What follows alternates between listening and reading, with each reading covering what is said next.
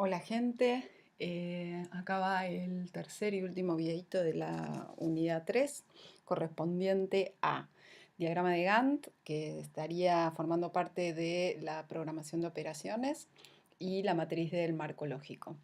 Como los otros videos, fundamentalmente el primero, la idea es pasar en limpio lo que estuvimos trabajando muy rápidamente en clase, la última vez que nos vimos. Incluso estuve revisando algunas cuestiones que dijimos y trato de darle mayor precisión porque creo que no fueron desarrolladas como lo merecían. Entonces, desde el punto de vista de la programación de operaciones, lo que sería armar y planificar las tareas que hay que llevar adelante para poder concretar nuestro proyecto, en este caso la transformación de kioscos escolares en kioscos saludables. Estuvimos trabajando en el último encuentro el diagrama de Gantt. Entonces, el diagrama de Gantt, como trato siempre de decirles, es una herramienta para hacer algo. Y hay otras formas de hacerlo, e incluso el diagrama de Gantt que le presentamos digamos, en la materia es una versión simplificada, o sea, se puede sofisticar mucho este diagrama y se pueden utilizar otras estrategias. Pero bueno, vamos a trabajar la que estuvimos viendo el martes pasado. Entonces, ¿qué es? ¿Qué es esta programación de operaciones? Es una fase dentro del proceso de planificación que tiene como propósito la desagregación de las operaciones en actividades y tareas para distribuirlas en el tiempo, asignarles recursos y responsables y monitorear su desarrollo. A esto llamamos programación. Para realizar esto, proponemos utilizar la técnica del diagrama de Gantt. La programación de operaciones trabaja en un espacio delimitado por dos ejes. En el eje vertical se listan las actividades y tareas en las que se descompone o desagrega una operación. En el eje horizontal se establece la duración de la operación dividido en unidades de tiempo. Esto permite proyectar las diferentes actividades y tareas en el tiempo y trazar la ruta crítica de la operación en función de las dependencias que se establece entre ellas. Además de esto, la programación permite asignar responsables y recursos a las tareas, distribuirlas en el tiempo y estimar la carga de trabajo. En el martes yo les comentaba que hay varios software que sirven para realizar el seguimiento y la planificación de proyectos. El más conocido de Microsoft es el Microsoft Project y hay uno que es open source, que es OpenProj, y para los usuarios de Mac está el OmniPlan. Si alguna vez se meten en estas cuestiones, se los sugiero, se los recomiendo enfáticamente. Y si no, nuestro amigo Excel siempre es un buen aliado. Bueno, a continuación se propone un conjunto de pasos para la programación de operaciones. El primero consiste en establecer el periodo de duración de la operación, que en nuestro caso en principio serían 8 meses, y la unidad de medida que se utilizará para la programación. En nuestro caso, cada celdita del diagrama de Gantt representa un mes. Entonces, cuando nosotros sombreamos una celda, estamos sombreando alrededor de 30 días, 30, 31 días, 28 si estamos en febrero. El segundo en analizar o desagregar la operación en actividades y tareas. El tercero en establecer el inicio y fin de cada tarea y actividad. En esta versión no lo estoy mostrando, pero uno podría establecer las relaciones entre tareas y proyectar la operación en el tiempo. Y el quinto, asignar las responsabilidades y recursos a cada actividad o tarea, que eso sí lo estamos haciendo. Paso 1. Duración de la operación y unidad de medida. En este paso se traza el eje horizontal del diagrama de Gantt. Para ello es necesario determinar el momento de comienzo y de finalización de la operación, o al menos del segmento de la misma que se está programando. También es necesario establecer la unidad de medida del tiempo que se utilizará en la programación, meses, semanas, días, horas. La tabla de tiempo que resulta es la que encabeza las columnas del diagrama de Gantt. El paso 2. Análisis o desagregación de operaciones. Este paso consiste en descomponer o desagregar la operación en unidades menores. El primer nivel de desagregación será denominado actividad, el segundo tarea, el tercero subtarea y así hasta donde sea necesario. Las unidades desagregadas deben tener sentido en sí mismas. Los criterios para desagregar la operación en actividades y tareas deben ser los apropiados a las características y al contexto de la organización que gestiona este proyecto. La cantidad de niveles de desagregación que se utilicen también dependerá de la naturaleza y características de la operación. En general, no son necesarios más de 2 niveles, actividades y tareas, que son lo que estamos utilizando en nuestro caso, aunque en operaciones muy complejas pueden requerir un nivel más. Bien, el listado de tareas organizado por niveles que resulta del proceso de desagregación de la operación se incorpora en las filas del diagrama de Gantt. En nuestro caso tenemos Alianza para la transformación de los kioscos escolares en kioscos saludables, con todas sus tareas adentro, etc.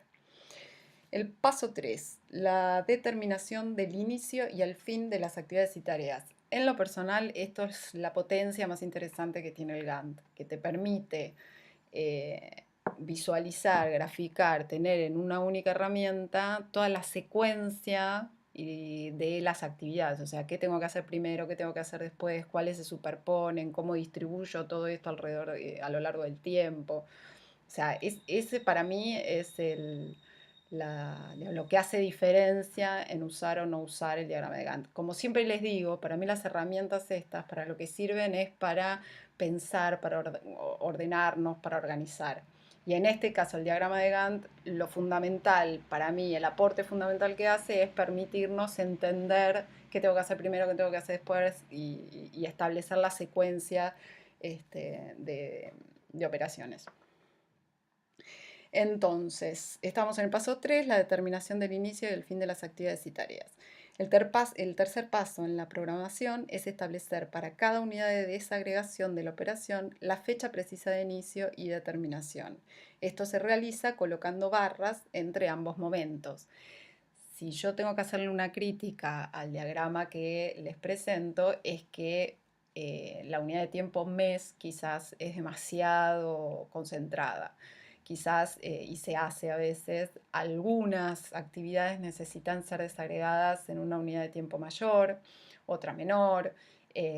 Como yo les decía, son instrumentos, son herramientas que se van adecuando y se van actualizando a medida que el proyecto avanza. Entonces uno puede hacer una versión más agregada y después puede hacer una más desagregada a medida que se acerca el desarrollo de la actividad, ¿sí? Pero a mi juicio, el diagrama de Gantt que les estoy presentando, usar un mes es como demasiado concentrado. Yo lo desagregaría en semanas.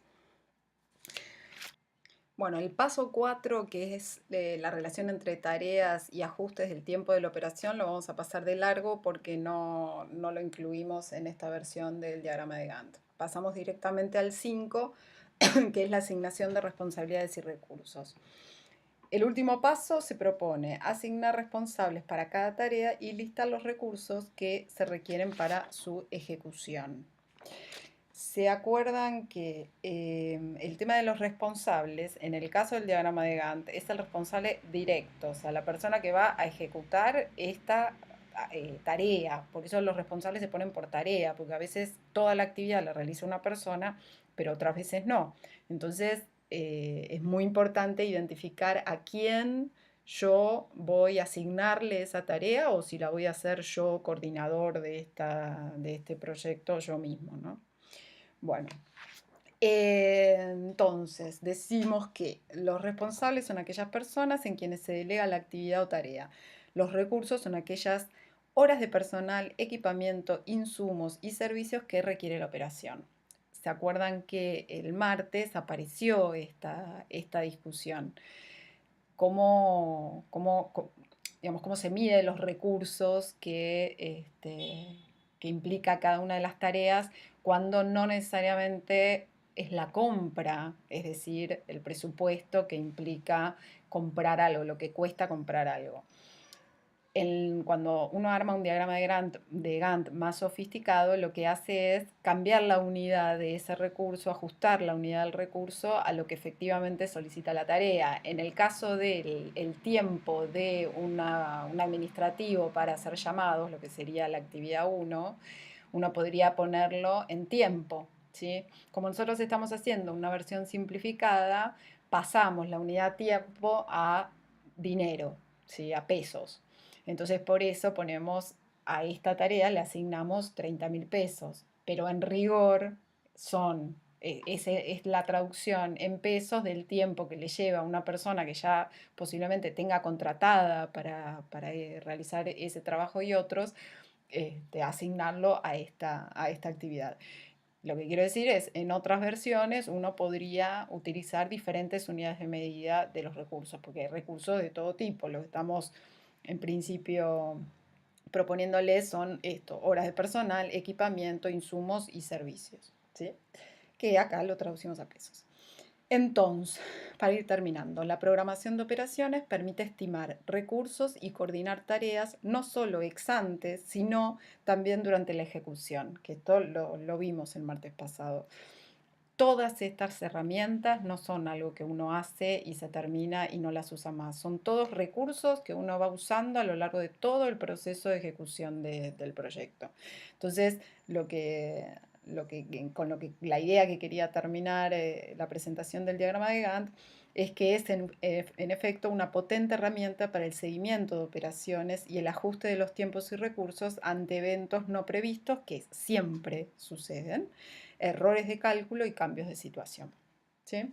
Bueno, y con esto terminamos la presentación del diagrama de Gantt. Lo que vimos el martes pasado, más el diagrama de Gantt resuelto que les presento acá y que se llevaron en fotocopia el martes pasado, me parece que es suficiente.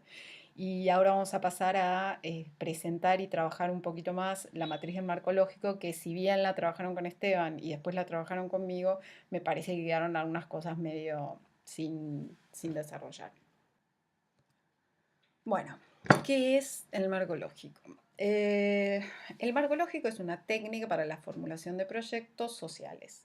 Su matriz, denominada matriz del marco lógico, pone de manifiesto fácilmente los nexos lógicos entre insumos, actividades y resultados esperados. La mayor parte de la información necesaria para completarla surge del trabajo que realizamos antes. En la tabla que está acá, en la diapositiva esta, se presenta a modo de guía las equivalencias más importantes. Lo que estuvimos viendo el martes es que el marco lógico es una herramienta fuertemente orientada al seguimiento de recursos, ¿sí? Entonces, así la debemos pensar. Y esto de que recupera las cuestiones que estuvimos trabajando antes, podemos detallar, antes de empezar con el armado de la matriz, el tema de la población, ¿sí? La población a la cual va destinada este proyecto. Entonces, a partir de los ajustes que fuimos haciendo a lo largo de la cursada, establecimos que la población objetivo de nuestro proyecto son los estudiantes matriculados en escuelas primarias públicas de La Matanza. La población a la cual está destinada este proyecto son los estudiantes matriculados en las 10 escuelas primarias públicas de La Matanza que seleccionamos. Después de realizar las operaciones que programamos en el Gantt, que era esta actividad que hacíamos con los directores, en función de esa actividad, una vez realizada esa actividad, deberíamos haber seleccionado 10 para iniciar nuestro proyecto de transformación de kioscos en kioscos saludables. Y la población beneficiaria son los estudiantes que cambiaron su alimentación por una más saludable a partir de la puesta en marcha de los kioscos saludables, ¿sí?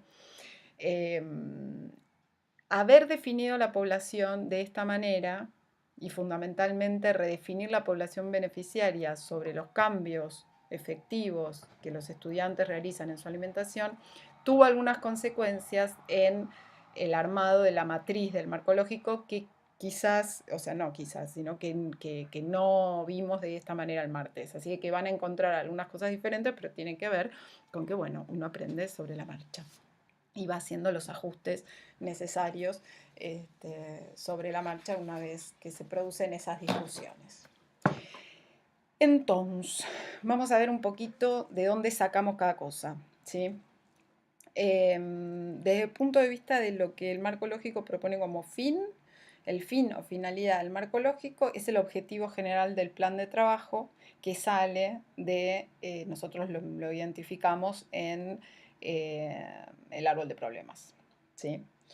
El propósito es el equivalente del objetivo específico en el plan de trabajo, que nuevamente es una reformulación del problema focal del árbol de problemas. Los componentes son los resultados del plan de trabajo, las actividades son las que estuvimos trabajando recién en el Gantt. Los indicadores y los medios de verificación constituyen el ABC de la matriz del marco lógico. La matriz requiere estos indicadores y es nuevamente lo específico de la matriz, es la propuesta de incorporar indicadores y de establecer medios de verificación y seguimiento a lo largo del tiempo. Esto es lo más importante que ofrece el marco lógico. Es la base empírica que solicita el marco lógico, es lo específico de esta herramienta. No obstante, gran parte de la información y medios de verificación para completar la matriz surge de la que utilizamos en la etapa de diagnóstico o análisis situacional. Eso. Bueno, entonces, el tema de los supuestos, que es lo que yo creo que quedó más raro el martes pasado y que me parece que merece algún desarrollo.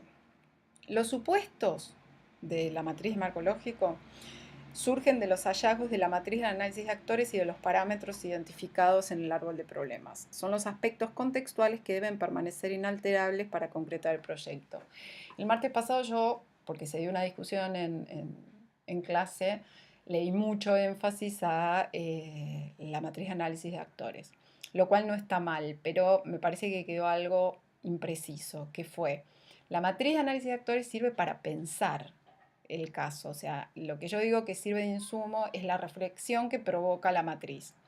Ahora, si la matriz sirvió para identificar aquellos aspectos sobre los cuales tenemos que operar y nuestro proyecto incluye operar sobre esos conflictos o sobre esos actores, esos no serían parámetros.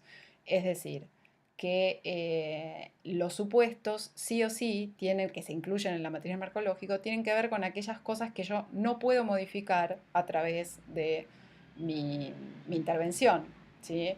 Entonces, ahora cuando veamos la matriz resuelta, lo voy a explicar mejor. Pero cuando dije que, y cuando ponemos acá en la cátedra, que la matriz de análisis de actores es una fuente para identificar los supuestos, son aquellos supuestos sobre los cuales nuestro proyecto no opera, ¿sí? Bueno, ahora después va a quedar un poquito más claro, espero. Bueno, acá está todo muy chiquitito, pero está todo resuelto. Tal vez después surjan algunas imprecisiones, pero bueno, es la versión que me salió después de la clase. Como fin tenemos disminuir la prevalencia de diabetes tipo 2. Entonces, en este caso, todos nuestros indicadores y todos nuestros medios de verificación surgen de estudios de información primaria, o sea, de estudios que nosotros realizamos ad hoc para el proyecto, ¿sí? A veces la información surge de censos, surge de información secundaria, surge de los registros administrativos, surge de otros lados, pero en nuestro caso todos los indicadores y todos los medios de verificación los tenemos que construir nosotros, ¿sí? Entonces, algunos indicadores posibles para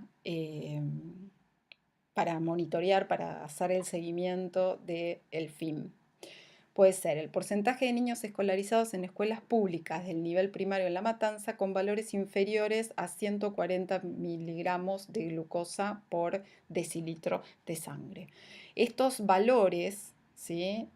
140, 141, 199 y mayor a 200 son los que establece la OMS como valores indicativos de si es normal el nivel de glucosa, si hay riesgo de padecer diabetes, todavía no hay diabetes, pero hay riesgo, o efectivamente si hay diabetes, ¿sí? Entonces, con estos tres indicadores que nosotros utilizaríamos como medio de verificación, un estudio específico que realizamos en las escuelas, donde a una muestra de chicos le sacamos sangre y medimos su nivel de glucosa, ¿sí? Deberían variar luego de un periodo de tiempo después de aplicar nuestro proyecto, después de llevar adelante nuestro proyecto. Y acá aparece una observación respecto a la diapositiva anterior, donde yo les decía que sale del Gantt las actividades y la programación. ¿Qué pasa? Para poder medir el impacto de nuestro proyecto, yo necesito más tiempo que los 8 meses en los que estimo que voy a ejecutarlo, ¿sí?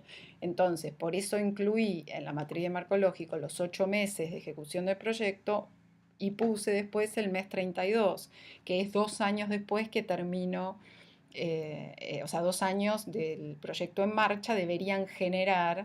¿Sí? Acá ya estamos en cuestiones relacionadas con la línea de base y con la evaluación del proyecto que van a empezar a trabajar a partir del martes, que es lo que yo espero, vendría a ser la meta. Una de las metas medibles, siempre tienen que ser medibles las metas, de nuestro proyecto. Entonces, en relación al fin, yo esperaría que aumente, puse 5% como una aproximación, el valor que establezco de reducción o disminución, o sea, la meta debería tener una base de análisis, de estudios precedentes. La verdad que los desconozco, así que es medio irresponsable, pero puse 5% como para poner un ejemplo. Entonces yo espero que aumente la proporción de chicos que tienen glucosa normal, disminuya la cantidad de chicos que tienen riesgo de padecer diabetes y disminuya más pronunciadamente la cantidad de chicos que padecen diabetes, ¿sí? Producto de toda la prevención que realicé durante estos 2 años en las escuelas. Los supuestos, ¿sí? Los supuestos correspondientes a mi fin. Esto lo vimos y lo vieron con Esteban y lo van a ver en la bibliografía. El fin nunca es algo que se resuelve a través de nuestro proyecto. Nuestro proyecto hace un simple aporte a la concreción de ese fin, ¿sí? Los supuestos que yo tengo para llegar a estas metas, es decir, los supuestos sí se relacionan específicamente con los indicadores que yo puse de seguimiento y monitoreo, son, por ejemplo, son algunos, pueden ser otros, ¿sí? Si se les ocurre otros, bienvenidos y los ponen acá abajo del video. Ponele, pueden ser el nivel de actividad física de los estudiantes aumenta o se mantiene constante, las condiciones de vida de las familias mejora o se mantiene constante, el estrés al que están expuestos los estudiantes disminuye o se mantiene constante. Acá, ¿qué intenté hacer? Nosotros sabemos que los factores que llevan a desarrollar diabetes tienen que ver con, hay muchos factores que llevan a que la gente desarrolle diabetes tipo 2. Nosotros estamos tratando de intervenir solamente sobre uno. Entonces, para que nuestro proyecto funcione, los otros tienen que no modificarse sustantivamente, ¿sí? Y en este caso, a través de estos supuestos, queda claro que nuestra hipótesis, ¿sí? En la teoría que tenemos atrás de esta matriz que estamos proponiendo, es que la diabetes se relaciona con la actividad física, con las condiciones de vida. Sabíamos que los sectores más pobres tienen patrones de consumo menos saludables que los no tan desfavorecidos. Y el estrés es otro factor que lleva al desarrollo de diabetes. Entonces, si todo esto se mantiene constante y yo transformo la alimentación de los chicos, debería disminuir la prevalencia de diabetes. Así se lee, ¿sí? Esta sería como la lógica que hay atrás de la matriz. Después, el propósito. Acá lo modifiqué un poquito, ¿sí? Respecto a lo que vimos el otro día en el martes, porque como la población beneficiaria la definimos sobre los patrones de consumo, me pareció mejor ajustar el propósito a la población, a cómo estamos definiendo la población beneficiaria. Entonces, lo que queremos es no solo trabajar sobre la oferta de los kioscos saludables, sino modificar los patrones de consumo de los chicos. Entonces, el propósito podría ser aumentar el consumo de alimentos saludables entre los estudiantes de las escuelas primarias de gestión estatal de La Matanza. Para poder modificar el patrón de consumo de los chicos, nosotros entendemos que podemos operar transformando la oferta, o sea, le ofrecemos alimentos saludables en los kioscos y eso se va a traducir en cambios en el patrón de consumo. Entonces los indicadores deberían estar dando cuenta de esta hipótesis que hay atrás de mi intervención. y del propósito que establecí. Entonces, el porcentaje, los indicadores que pongo son porcentaje de alimentos saludables, y acá se acuerdan, el alimento saludable es un concepto demasiado abarcativo, entonces tenemos que precisar. En principio se me ocurre que voy a llamar alimento saludable a la oferta de yogur, cereales, frutos secos y frutas, ¿sí? Entonces solo mido eso. Si aparece algún otro alimento saludable, después lo incluiré. Sobre la oferta de alimentos en los kioscos escolares, ¿sí? Yo debería saber cuál es ese porcentaje. Después, porcentaje de niños y niñas escolarizados en escuelas estatales de nivel primario que compraron alimentos saludables, siendo estos alimentos saludables yogur, cereales, frutos secos o frutas, en al menos una oportunidad durante la última semana. Como yo no estoy poniendo todos los alimentos saludables y no estoy poniendo, ya van a ver, todos los alimentos no saludables, es importante que mida estos eh, estos dos indicadores, saludable, no saludable, ¿sí? Y esos son los que deberían variar. Y el último indicador es el no saludable, el porcentaje de niños y niñas escolarizados en escuelas estatales de nivel primario que compraron alimentos no saludables. Voy a definir como no saludable a los snacks, a las galletitas dulces, a las golosinas, a las gaseosas no dietéticas, en al menos una oportunidad durante la última semana, ¿sí? Estos serían los indicadores. Nuevamente, los medios de verificación son estudios ad hoc que yo hago para la ejecución del proyecto. En el caso del primer indicador, sería un análisis del registro del stock, o sea, del stock que tienen los kioscos, de los kioscos en las escuelas en donde voy a operar. Entonces voy a ver voy a hacer un análisis diferenciándolos entre saludables y no saludables, qué proporción es saludable, qué proporción no es saludable, construyendo los indicadores que les propuse acá. Y los segundos indicadores que refieren a los chicos, o sea, la unidad de recolección del dato ya no es el kiosco, sino que es el chico, es una encuesta. ¿Sí? Entonces voy a desarrollar una encuesta representativa para la caracterización de las compras realizadas en los kioscos escolares en estudiantes matriculados en establecimientos de nivel primario de gestión estatal de La Matanza. Acá la sutileza es que yo no estoy midiendo lo que comen, sino que estoy midiendo lo que compran, entendiendo que si compran se lo van a comer, ¿sí? Pero bueno, en rigor acá habría como cierta inconsistencia. Yo espero al mes 32 que haya aumentado en un 25%, nuevamente este 25% puede ser otro valor, pero sí tiene que haber aumentado, la proporción de alimentos saludables sobre los no saludables, sobre el total, digamos, que ofrecen estos kioscos, y debería haber aumentado el consumo de alimentos saludables, establezco en un 15%, y disminuido en otro 15% el consumo de no saludables. En este caso, los supuestos que puedo poner, insisto que puede haber otros, es fundamentalmente los precios. O sea, ¿se acuerdan que tuvimos una larga charla el martes sobre el tema de la rentabilidad? O sea, si no hay rentabilidad en los kioscos, es muy probable que yo no consiga concesionarios. ¿Sí? O sea, yo no consiga quien quiera gerenciar o gestionar el kiosco. Entonces, un aspecto que debo tener en cuenta cuando armo este proyecto es que hacer un kiosco saludable quizás reduce el margen de ganancia. Nosotros en el GAN pusimos un subsidio a los concesionarios como para que arranquen. Deberíamos analizar minuciosamente ese punto, pero sí o sí tiene que tener un margen de rentabilidad, de ganancia para el concesionario, porque si no, no voy a poder llevar adelante mi proyecto. Entonces, uno de los aspectos que tienen que mantenerse constante es que la relación entre los precios de los alimentos saludables y no saludables se reduce o se mantiene constante. Y en segundo lugar, nuevamente, ¿quiénes son los que financian finalmente estos kioscos? Las familias de los chicos. Entonces, el nivel de ingresos de las familias mejora o se mantiene constante, porque si hay un nivel de desocupación y empobrecimiento demasiado pronunciado, el kiosco se vuelve imposible de sustentar, pero por una cuestión que se externa a la dinámica del propio proyecto. Bueno, después, en términos de componentes, ya ahora empieza a ser más simple. claramente es el resultado, o sea, es lo que yo espero como resultado de mi intervención, que es kioscos saludables en funcionamiento en 10 escuelas estables y primarias de gestión estatal de La Matanza. El indicador sería la cantidad de kioscos escolares en funcionamiento en escuelas estatales nivel primario que fueron habilitados como kioscos saludables.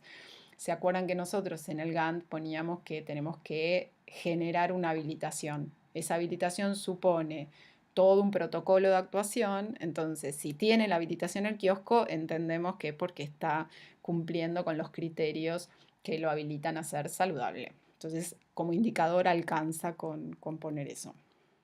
Y el medio de verificación son los registros de los kioscos saludables en establecimientos estatales a nivel primario de La Matanza, que deberíamos armar nosotros, ¿sí? Como una de las partes del armado de este proyecto.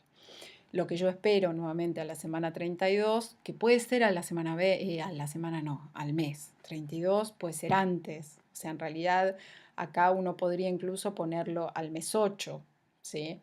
Pero bueno, no voy a ser tan exigente y yo espero a 2 años tener y mantener 10 kioscos saludables en funcionamiento en La Matanza. Por último, acá aparece una particularidad del marco lógico que algunos piensan que no tiene, que podría ser de otra manera, pero bueno, es de esta.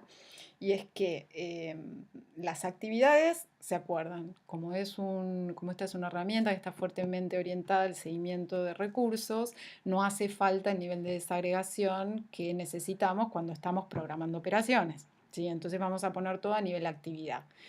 A la actividad ya le habíamos asignado un presupuesto y vamos a distribuir ese presupuesto a lo largo de los 8 meses de ejecución del proyecto. Yo después, al término del mes 8, espero tener ejecutado todo mi presupuesto, porque yo entendí que esto lo puedo hacer en 8 meses. Probablemente durante el proceso de ejecución del proyecto entienda que tengo que hacer algunos ajustes.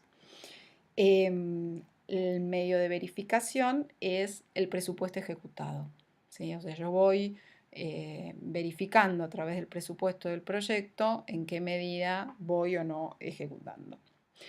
Bueno, algún aspecto más es que el tema de los supuestos no necesariamente tenemos que llegar a actividades, o sea, los supuestos son para el conjunto del proyecto con los que puse, uno podría pensar que es suficiente, pero insisto que si se les ocurren otros o no les gustan lo que hay y medio los discuten, no tengo ningún problema. Otro punto importante es que en este ejercicio de identificar los indicadores para realizar el monitoreo de nuestro proyecto, lo que estamos estableciendo finalmente es nuestra línea de base, ¿sí? Nosotros podemos tomar indicadores de todo la matriz del marco lógico, podemos tomar todos o podemos tomar algunos y a esos los identificamos como los indicadores que van a constituir nuestra línea de base. En nuestro caso, la cátedra nos pareció que hay 2 indicadores clave que son los que están en fin, o sea, el nivel de glucosa de los chicos, el nivel de glucosa en la sangre de los chicos, que debería ir variando. Nuestra línea de base sería el valor que nos devuelve nuestro estudio, o sea, el valor que adquieren los indicadores en el mes 1 a través del estudio que realizamos, que no lo podemos tener porque todavía no lo hicimos, y una vez que hacemos la evaluación nos debería dar al menos los valores que aparecen en el mes 32. ¿Sí? Deberían haberse reducido en un 5% y aumentar, disminuir lo que aparece en el mes 32 para estos indicadores. Y el otro indicador que forma parte de nuestra línea de base, que podría formar parte, tiene que ver con la oferta, o sea, con la oferta de alimentos saludables que se ofrecen en los kioscos, que vendría a ser el indicador porcentaje de alimentos saludables, yogur, sobre la oferta de alimentos en los kioscos saludables, y también el tipo de consumo, que realizan los chicos, ¿sí? Entonces nosotros estableceríamos 6 indicadores que conformarían nuestra línea de base, para los cuales tendríamos el valor, una vez que hicimos el estudio, tendríamos el valor de la línea de base en el mes 1 y en el mes 32 estaríamos midiéndolo, que puede ser mes 32 o puede ser antes o puede ser después, eso lo verán con Malena, para estaríamos buscando que adquieran estos valores o mejores, siempre que mejor, mejor. Pero al menos, si no, estaríamos en problemas. Bueno, creo que eso es todo. Tal como les dije el martes, la idea es que en cuanto puedan y cuanto antes mejor, se pongan a hacer el segundo parcial, porque una cosa es lo que podemos decir en los videitos, en la bibliografía, en las clases, y otra cosa es aplicarlo. Generalmente hay un primer momento medio tortuoso, que es que a uno no le sale, no le entiende, parecía fácil, es difícil y demás. Una vez superada esa instancia, las cuestiones fluyen.